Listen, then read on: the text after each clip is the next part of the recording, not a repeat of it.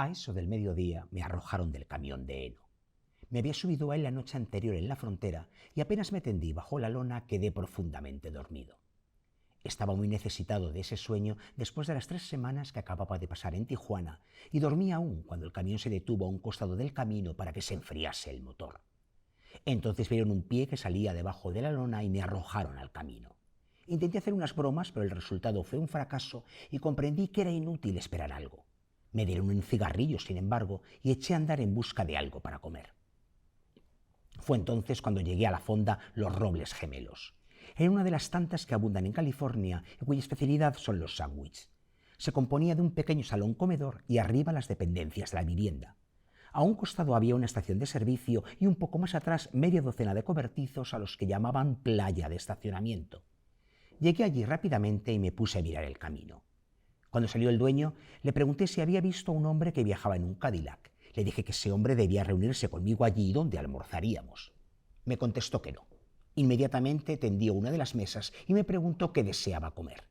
Le pedí jugo de naranja, huevo frito con jamón, torta de maíz, panqueques y café. Poco después el dueño estaba de vuelta con el jugo de naranja y la torta de maíz.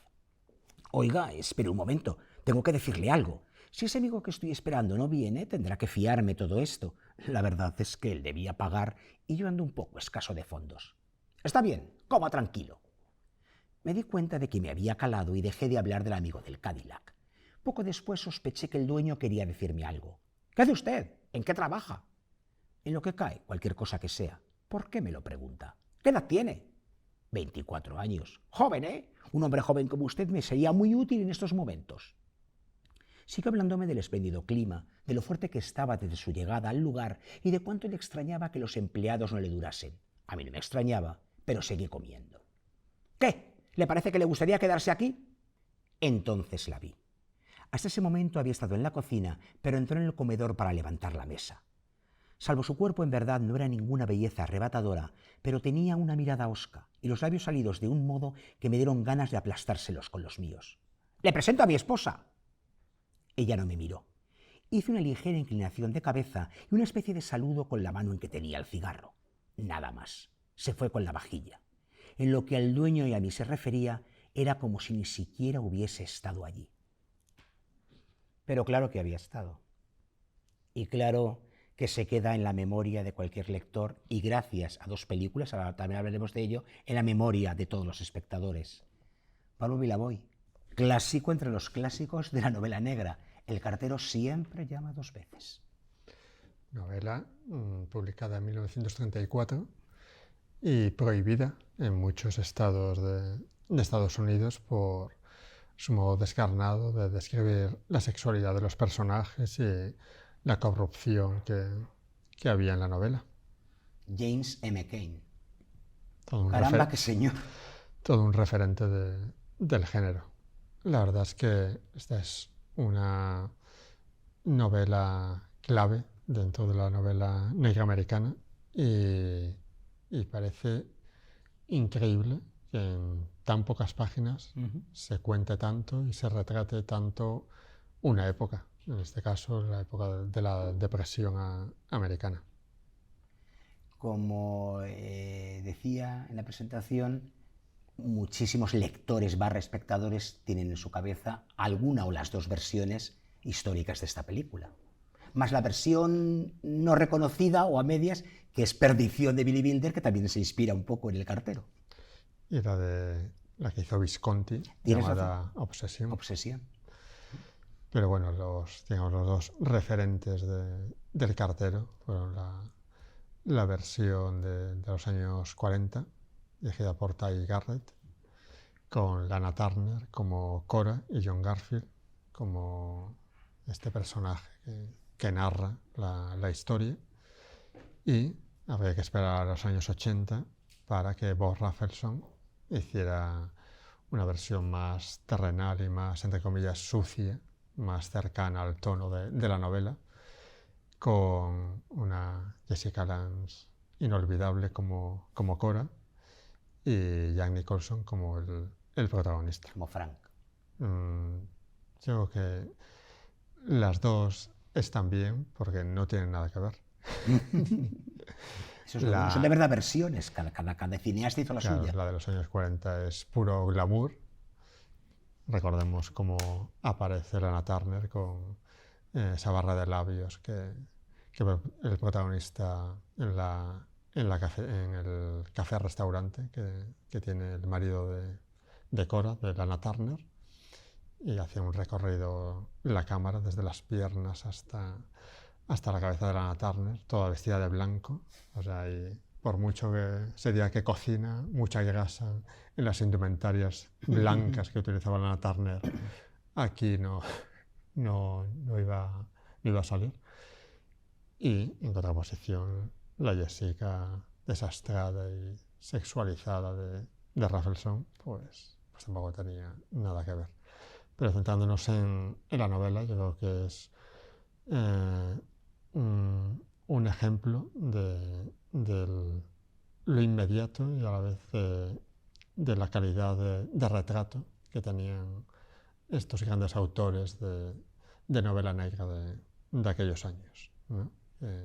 Parece que lo que escriben es muy sencillo, que lo lees muy ágil, pero después es que hay un trabajo de construcción y de trasfondo, y dices, vaya, si me ha contado no solamente una historia de seducción, corrupción y asesinato, sino también el retrato de una época. Efectivamente, colonistas del momento. Y ahí James M. Cain, en esta y en otras de sus novelas, hace ese vericuete, ese prodigio narrativo. Y para terminar, muchos se preguntarán el título. Pues el título no hay un acuerdo entre... Es verdad, hay diferentes historias. Una cosa es lo que contó James M. Cain, que dice que estaba hablando con un guionista de Hollywood y le contó al guionista que siempre que mandaba un manuscrito a los estudios, esperaba con ansia que el cartero llamara a su puerta con la carta o el telegrama de aceptación y bueno, pues esperaba incluso hasta 2 veces. Y pues hay algunos historiadores que dicen que es un título simbólico, que el cartero es el destino y las 2 veces son las muertes que hay en la novela, sin desvelar mucho más. Así que la gente lo lea y que ponga al cartero y a las 2 veces que llama en su lugar.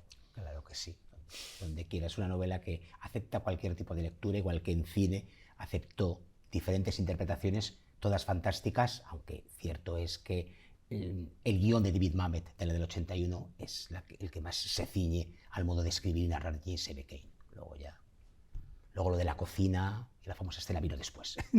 Todo aquello.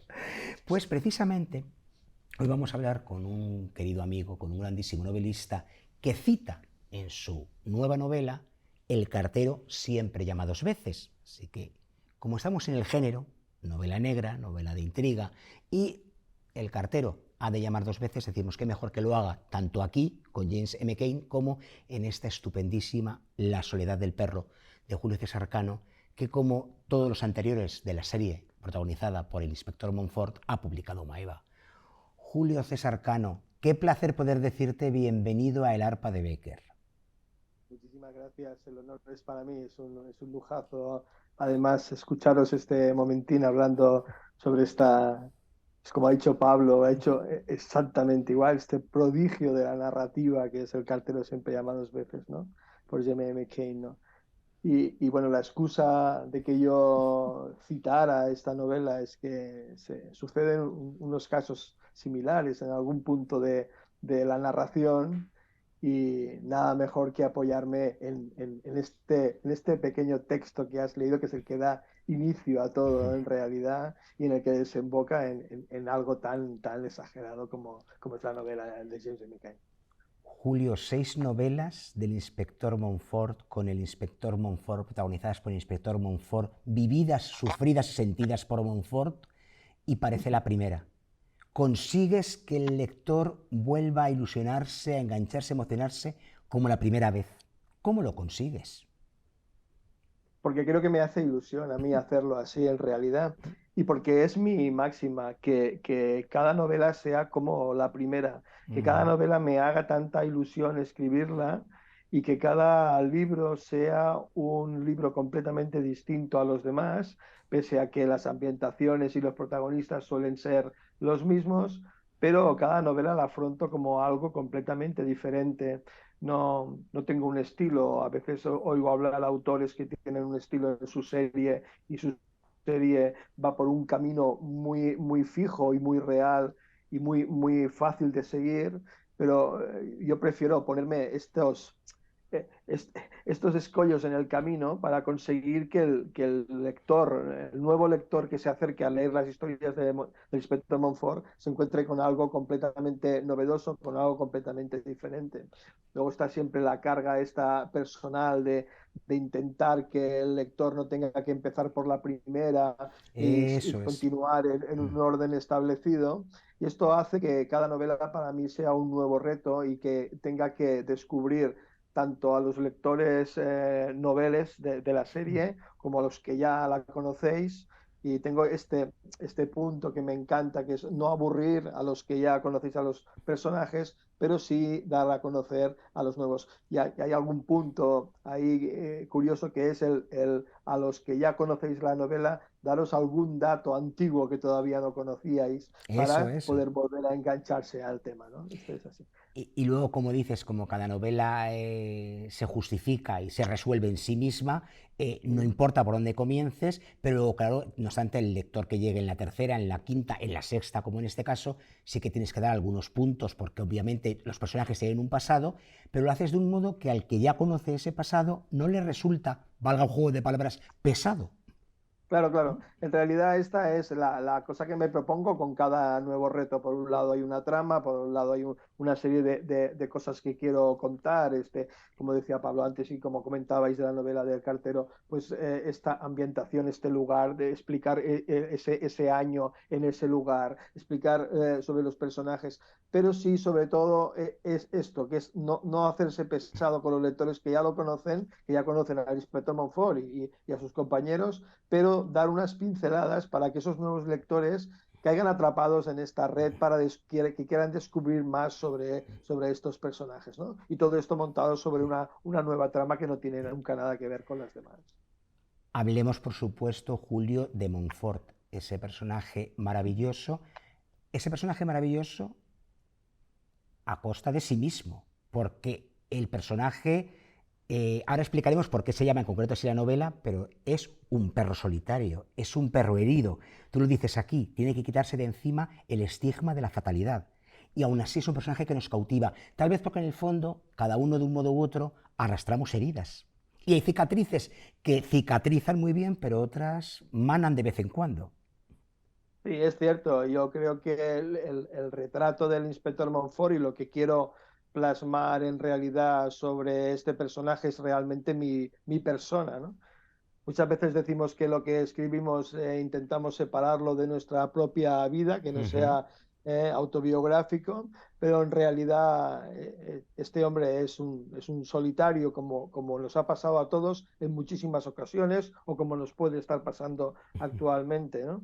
Creo que lo que intento hacer y lo que trabajo más duramente es que este personaje sea completamente real, que sea completamente creíble, que tenga sus cosas buenas y que tenga sus cosas malas, incluso provocar en el lector algunas situaciones en el que en la página 120 le cae muy bien, pero en las 260 le ha decepcionado, ¿no? O sea, hacerlo humano, conseguir que sea Eso humano, es. ese tipo de cosas. En cada novela se enfrenta a una serie de cosas que al final son las que tiran del hilo de la trama y en este caso la soledad del perro me venía muy bien porque en realidad los historiadores de Goya pensaban que este cuadro del perro semihundido no era más que el reflejo del propio Goya asustado y encerrado en un mundo en sí mismo, ¿no? Y me servía perfectamente para envolverlo todo en la vida de este inspector Montfort. Y ya te digo, en realidad mi trabajo arduo de todos los días es conseguir que ese par de páginas que me limito a escribir diariamente, esta persona, este personaje, parezca que realmente está vivo y que existe de verdad. Ya lo has dicho, es que la soledad del perro, a la que hace referencia el título, es la de este perro semihundido de las pinturas negras de Goya, que es el cuadro del que parte la trama. Es el cuadro que Exacto. centra la trama, aunque también, como diremos, como siempre en tus novelas, hay muchas tramas, subtramas, cosas que confluyen maravillosamente y que todo encaja como debe encajar, como un puzzle perfecto y muy bien diseñado. Pero el punto de partida, el cuadro de Goya, Julio. Sí, el cuadro de Goya, pero el cuadro de Goya como acicate de que lo que en realidad quería contar. Uh -huh. Yo quería contar algo que me rondaba por la cabeza desde hacía mucho tiempo, que es el miedo a lo desconocido. Ese miedo que podemos sentir las personas en un momento dado sin saber realmente a lo que tememos. Esa especie de angustia, esa especie de quemazón interior en lo cual tenemos tantos frentes abiertos que no sabemos por dónde nos van a caer las hostias, ¿no? Entonces, de repente tenemos miedo a algo que no sabemos qué es lo que puede pasar. Un familiar enfermo, algo que hemos hecho y que posiblemente deberemos pagar de alguna forma. Este tipo de miedo y este tipo de soledad, este miedo interno que no compartes con nadie, ¿no? Este miedo que quizá sea el miedo más terrorífico, ¿no? El miedo a saber, a no saber de qué tienes miedo en realidad. Quería contar esto, pero me faltaba algo que realmente tuviera un punto, tuviera una excusa perfecta para poder tirar de este hilo. Y en una visita casual al Museo del Prado, eh, por fortuna entré en la sala de las pinturas negras de Goya y casualmente no había nadie ese día o había muy poca gente y pude estar un tiempo viendo. Y todos cuando hablamos de las pinturas negras, todos pensamos enseguida en aquel Saturno devorando un hijo, en el aquelarre, las parcas, estas pinturas. Sin embargo, cuando entramos en la sala 67 del Museo del Prado, nos damos cuenta de que en un lugar privilegiado, en el fondo de la sala, Cierto es. enfrente justo de la puerta para que el espectador vaya directamente ahí, iluminado de una forma más sutil, está este perro semihundido de Goya, que aparentemente parece que es una pintura amable, parece que es una pintura que no tenga más vuelta que este perro que no sabemos si mira a algo que está en el interior del cuadro o fuera de los límites del marco, pero que a mí en realidad me dio pie completamente a pensar que este perro realmente estaba asustado, tenía miedo y no sabía de qué tiene miedo porque mira hacia arriba y no ve realmente lo que teme. Eh, Creo que has dado la clave de por qué la serie del Inspector Montfort, al llegar al sexto título, está más viva y más fresca que nunca. Porque, y lo hemos comentado tú y yo en privado con nuestra Pepa Muñoz y los amigos Sí, del club de lectura de locura de libros, todas las novelas de Montfort podrían tener lugar sin Montfort. O sea, porque creas unas tramas muy sólidas que, digámoslo así, no necesitan a Montfort. Lo que ocurre es que cuando entra Montfort, la trama se refuerza y la propia trama íntima y personal de Montfort también sale mucho más, mejor explicada gracias a los casos que investiga. Pero podrían ser novelas independientes, Montfort por un lado y tus tramas por otra. sí, muchos lectores, por ejemplo, afirman que las tramas solas, las tramas, estos capítulos que yo escribo como si fuera en pasado, que yo les llamo las Las cursivas, son cursivas, capítulos, maravillosas. los capítulos antiguos. Hay muchos lectores que piensan que esto darían para una novela, ¿no? Sin embargo, yo no las escribo por separado, sino que las escribo a medida que vamos haciendo la novela y que se va como desarrollando todas las tramas.